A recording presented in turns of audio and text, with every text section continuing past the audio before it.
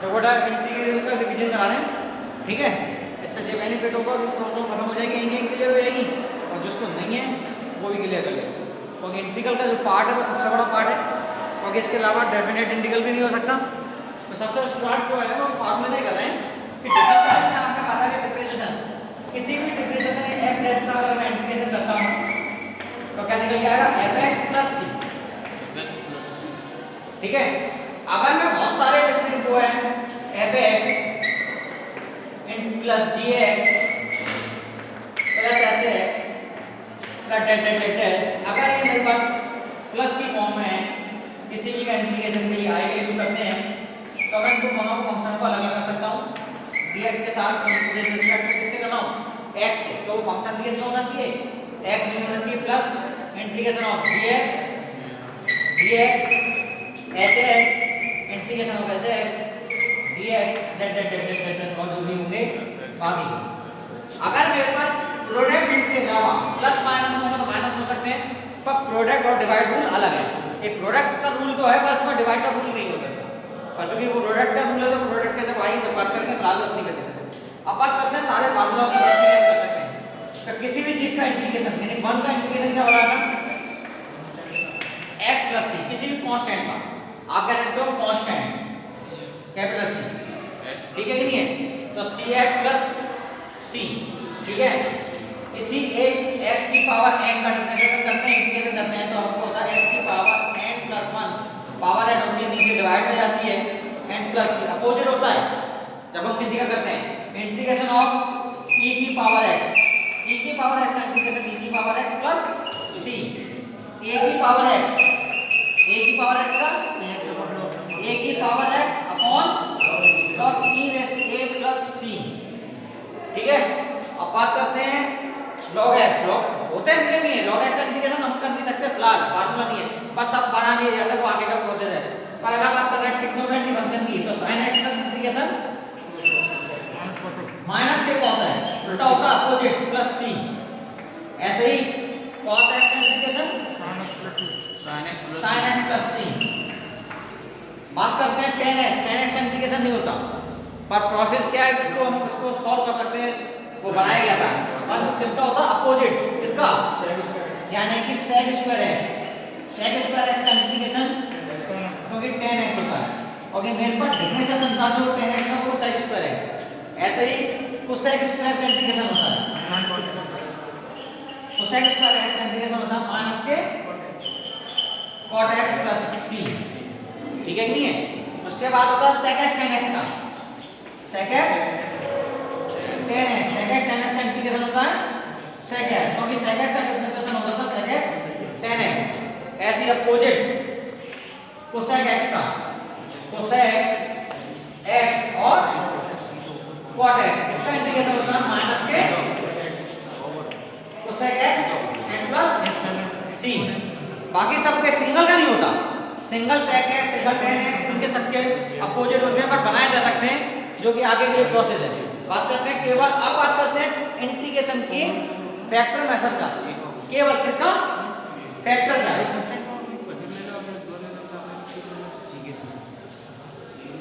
बात क्लियर, सब फार्मूले लिखे हुए हैं, ऐसा नहीं है, वो भी मैंने एक बार खाली डिनोट किया हुआ कि किसका हो सकता है किसका नहीं हो सकता। कुछ ट्रिग्नोमेट्री के फंक्शनों का हमें यूज करना पड़ेगा, फॉर एग्जांपल मुझे अलजेब्रा के सारे फंक्शनों का यूज कर सकते हैं, a प्लस b का होल स्क्वायर है, हो सकता है कि x का होल स्क्वायर हो, तो इसका होल स्क्वायर बोल सकते हैं, a square plus b square plus 2ab as it is.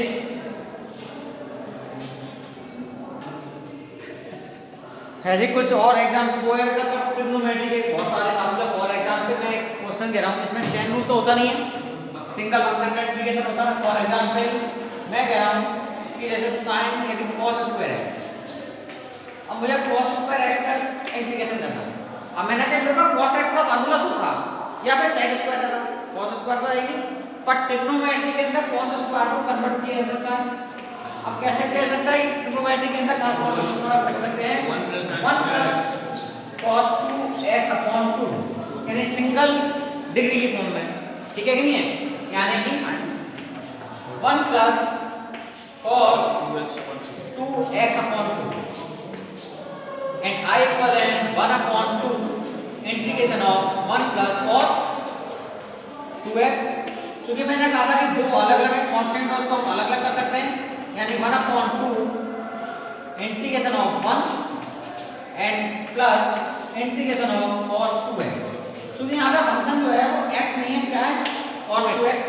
मैंने अभी बोला था कि इंटीग्रेशन यहाँ पर cos x का है ना कि cos 2x का। और 2x को क्या करें, यहाँ पर डिलीट करें तो क्या करते हैं 2x को मैंने क्या कर दिया डिलीट कर दिया, तो 2 अगर हम डिफरेंशिएशन करते हैं यहाँ पे differentiation with respect to x, तो 2 यहाँ बचेगा और ये x का डिफरेंशिएशन और यहाँ dt अपॉन dx, तो dx बराबर कितना आ गया dt अपॉन 2। तो इस वाले फंक्शन के लिए तो हम डायरेक्ट कर सकते हैं, यानी 1/2 और कांस्टेंट का डिफरेंशिएशन होता है इंटीग्रेशन क्या x प्लस इसका हमने कन्वर्ट किया है cos 2x से हमने p लेट कर लिया तो p और dx चेंज हो गया dt अपॉन 2 में। क्लियर। अब बात करते हैं इंटीग्रेशन ऑफ 1/2x, इसका 1/2 करेंगे मल्टीप्लाई करेंगे तो 1/4 integration of cos p and d।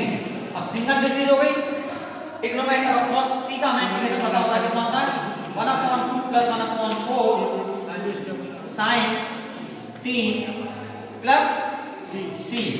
और sin t क्योंकि हमें तो इंटीग्रेशन जो हम करके आए थे फंक्शन x में था, तो हमें किस में कन्वर्ट करने का वापस x में, तो इसके हम वैल्यू पुट कर देंगे तो I = 1/2x plus 1/4 and sin t की जो बात वैल्यू को पुट कर दी गई है 2x एंड प्लस c। ये कंप्लीट इंटीग्रेशन है जो कि t राइट करके किया गया है। बात क्लियर। नेक्स्ट एग्जांपल,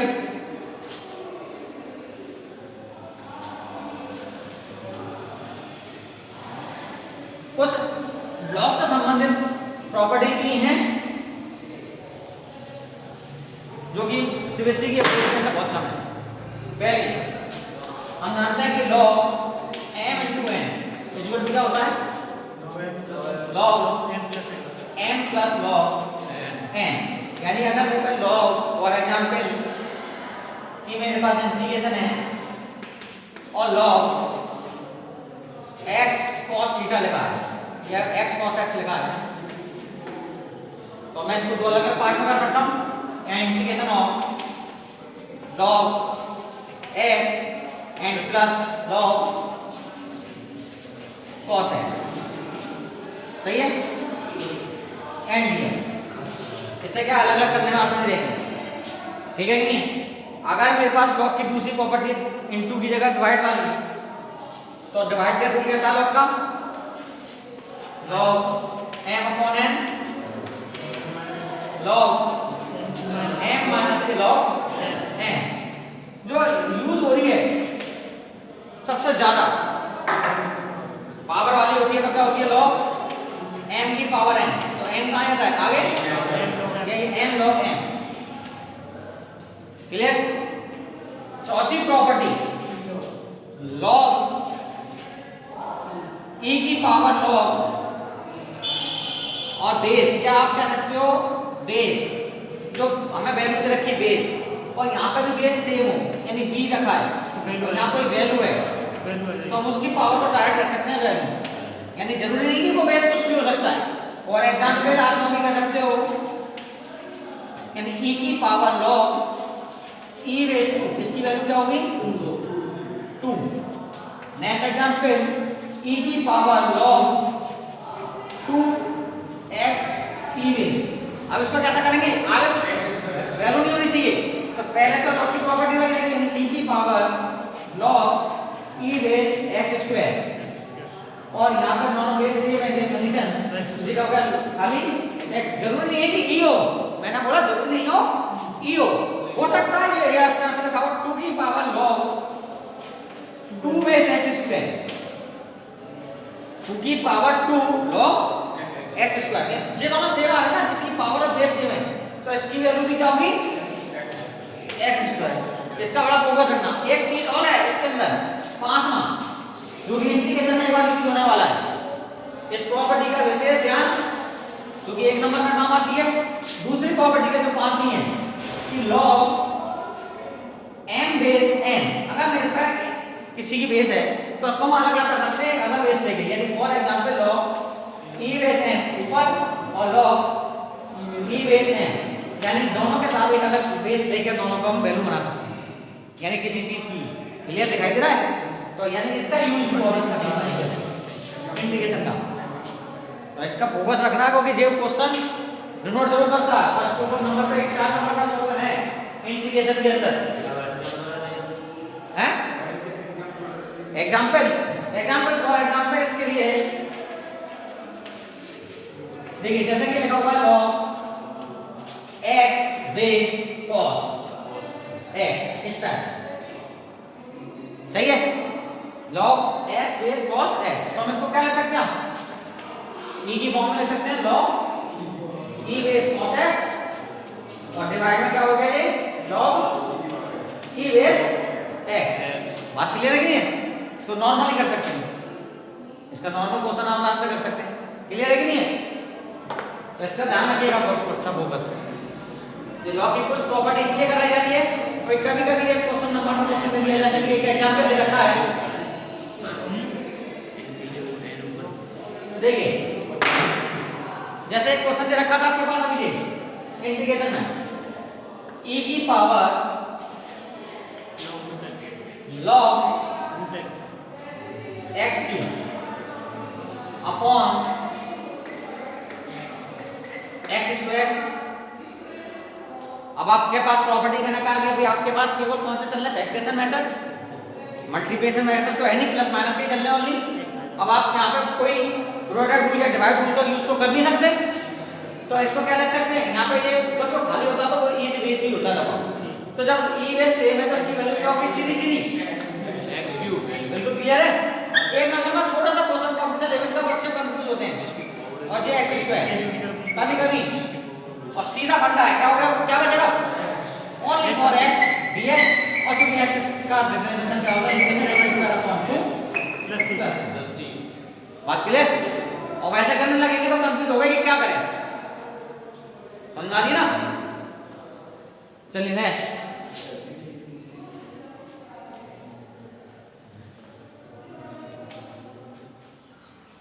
फोकस करें।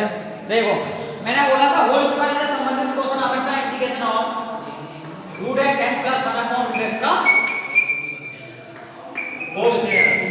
अब देखिए आप अगर टी लेट कैसे करते हैं रूट x को, तो अभी कर देते हैं। इसके लिए मैं क्या था, फैक्टरेशन में फैक्टर को ओपन करते हैं, तो इसके लिए क्या करेंगे? इसका होल स्क्वायर खोल देंगे, यानी कि a square plus b square का होल स्क्वायर, तो a स्क्वायर यानी रूट x का स्क्वायर करेंगे तो x, 1 अपॉन रूट x का करेंगे तो 1 upon x, and plus 2 into root x into 1 upon root x completely dx।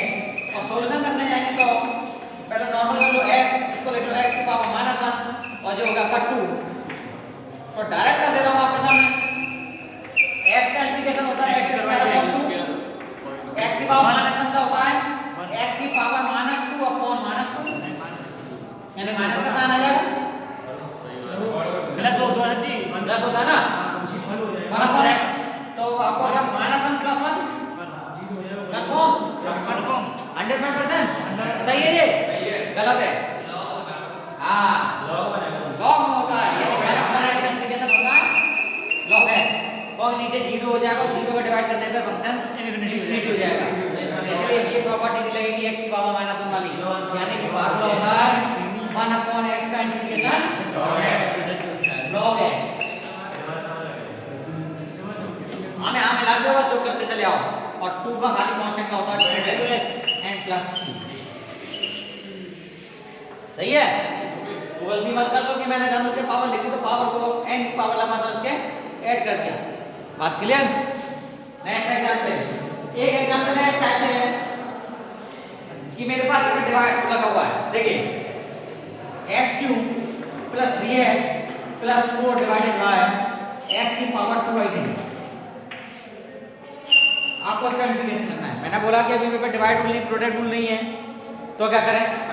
सबको अलग अलग कर लें, सीधा फंक्शन सेपरेट करके x2 की power x square upon 3 3x upon x की power 2 upon 3 and plus 4 upon x की पावर 2 upon 3 and dx। याद रखा क्या, ब्रैकेट रखिएगा और ब्रैकेट नहीं लगाया तो इंटीग्रेशन इसके साथ में और dx इसके साथ में, बीच में फंक्शन क्या आ गया, ठीक है कि नहीं है। तो i इक्वल है, जब 3 में से 2/3 लेस करूंगा तो कितना बचेगा, x की पावर 7/2 यानी कि 3 x की पावर 7/3। इसमें मैं 1 में से लेस करूंगा तो 3, तो यानी कि x की पावर 1/3 और इसको हम पावर ऊपर पहुंचा देंगे x की पावर -2/3। अब इंटीग्रेशन करना जाएगा, क्योंकि यहाँ पे हमारे पास x कोई भी नहीं है, तो x की पावर 7/3 को करेंगे तो कितना हो गया, x की पावर 10/3 एंड डिवाइडेड बाय 10/3। इसको करेंगे तो 4/3 और 4/3। इसको करेंगे तो x की पावर कितना, और प्लस ऐड करेंगे प्लस ऐड करूंगा तो 1/3 बचेगा, 1/3 बचेगा, x की power 1/3 upon 1/3 and plus c। बाकी का कैलकुलेशन कंप्लीट कर लेंगे। बात क्लियर।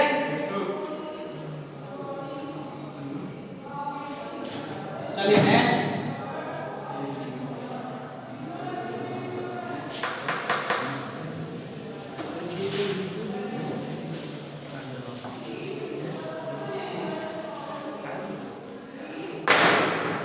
इधर हो सकता है कि फंक्शन कुछ इस टाइप से हो कि आप x cos x स्क्वायर, तब आप क्या करेंगे, यानी कि x cos x square and तो क्या होगा, क्योंकि आपने पढ़ा कि मुझे दिक्कत दे रहा दो फंक्शन अगर प्रोडक्ट पूछ लेंगे तो मैं x स्क्वायर को क्या मान रहा हूं, t लेट कर रहा हूं, तो 2x विद डिफरेंशिएशन कर रहा हूं विद रिस्पेक्ट टू x, तो 2x और जो होगा आपका dx dt अपॉन dx, तो x dx बराबर dt अपॉन 2। तो ये पोर्शन जो आपका है वो dt अपॉन 2 में चला गया, क्योंकि फंक्शन अगर कन्वर्ट कर दिया गया x से dt में तो ये रिस्पेक्ट भी क्या होगा, dt के फॉर्म में होना चाहिए, यानी कि और जो हो गया आपका x स्क्वायर की जगह d और जो हो गया आपका dt अपॉन 2, तो 1/2 बार integration of cos t and dt, और cos t का इंटीग्रेशन क्या होगा, sin t प्लस c, और अगेन क्योंकि मुझे x के फॉर्म में चाहिए तो वापस sin x square plus c। ठीक है, तो एक एग्जांपल और इंटीग्रेशन ऑफ cos qx, जल्दी कंप्लीट करें।